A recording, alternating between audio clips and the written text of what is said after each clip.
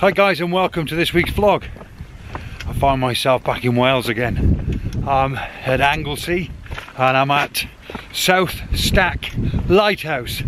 Now let me very quickly just explain to you what I'm doing here. I've got a quick 3-day break before I start a big job next week. So we just decided to grab a camper van and bomb down to a place where I've never photographed before. We've just literally arrived here, set up camp, set up base, call it whatever, and really it's my first night here, so I want to steal my first sunset. I've only got 3 of them, so I want to make sure I make use of tonight's sunset. Quite literally a 3-4 minute drive away from where the camper van is located. Obviously not at the moment because it's in the car park, but from the campsite where we're actually stopping, I find myself at this fantastic location called, where is it there, can you see it? South Stack.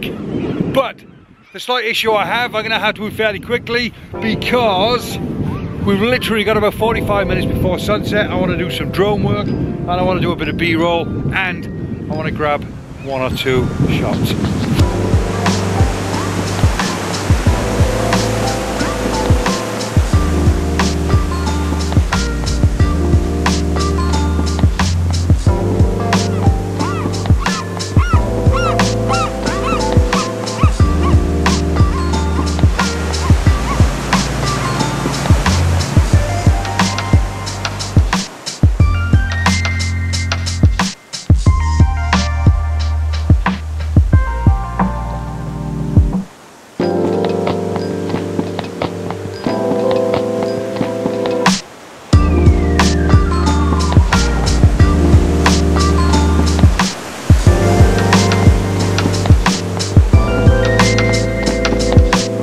So very quickly, let me talk you through my setup.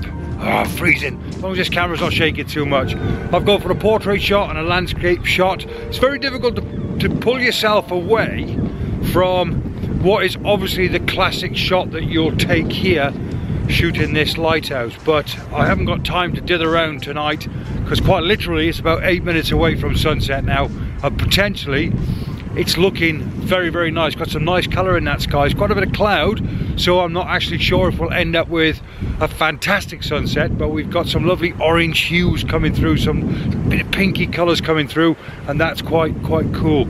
I've opted for a 3-minute exposure on this particular one. I'll dare say I'll take a few more, but I've got my 10-stop filter on there, my 0.9 grad on there as well, just to pull that detail down in the sky. And that's it really. I'm at f11 ISO 100 and I've had to up my ISO to 200 on this last shot because the light now is starting to drop. Just taking a look around here while I'm waiting for the sun to set. The potential here is just fantastic, absolutely amazing. You've got rocks and cliff going way back and back. So potentially with the sun setting obviously heading that way across there, if you could just about see it, doesn't really matter if you can't, about there, potentially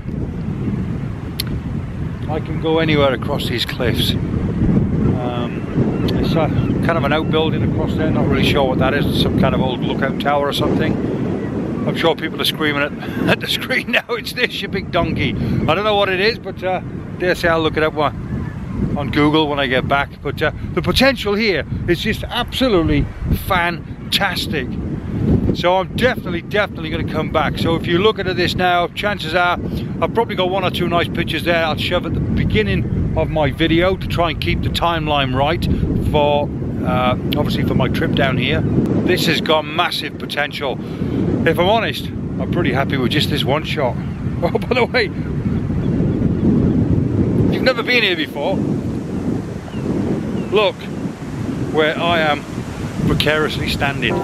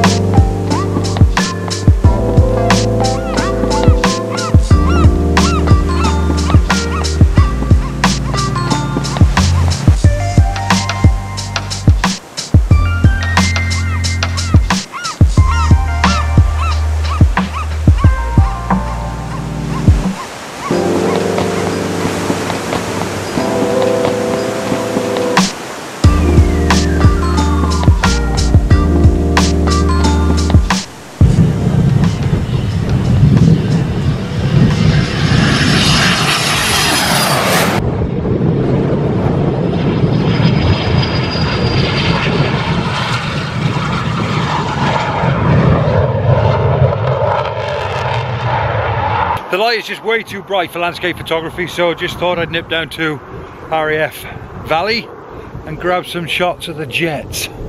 And I've got to tell you, ex-RAF myself, I used to watch this on a daily basis and it meant absolutely nothing to me. But since I've left, it's been a bit of a hobby of mine to get back into it. How's that for a strange scenario? But I tell you what, you never get bored of it. You never get bored of it. Say hello, Scooby. Say hello. Say hello. If it's good enough for Peter McKinnon, it's good enough for me. Come on, I'll get more likes. Sis. Sis. Sis. Sis. Sis. Sis.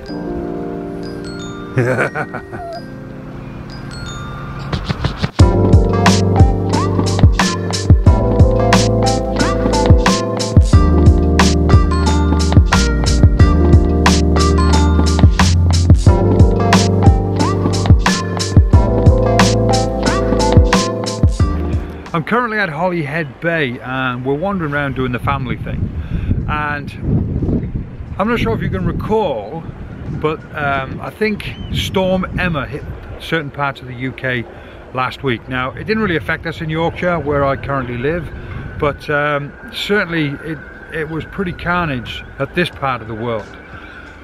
I'm at the bay wandering around now, and it's really quite sad to see actually. There's £1 million boats that have been overturned and sunk in the bay, and it's just eerie and horrible. Now, I know some of you might be thinking, well, £1 million boats, if you can afford a £1 million boat, it's no big deal, and you've got your insurance and all the rest of it. But really, I mean, come on, seriously, if it was your boat and all of a sudden, you know, a storm hit and your boat was overturned and sunk, think of your personal possessions that are on board, let alone the financial, you know, implications. And I've got to tell you, it's really quite eerie.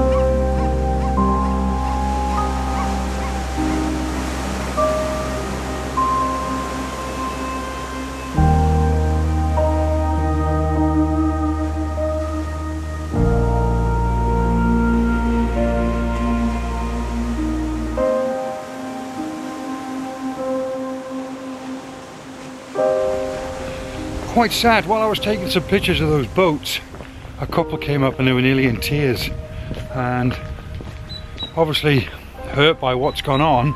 It's the first time they've actually seen their very own boat. Now, I suppose they thought at the end of the shock period that, oh, well, at least their boat hasn't sunk, and moreover, at least their boat is insured. But they're telling me tales of people who own boats here, who actually live on them, and the boats that they actually live on are now at the bottom of the sea. That's pretty sad. Pretty sad. How's this for a scary building?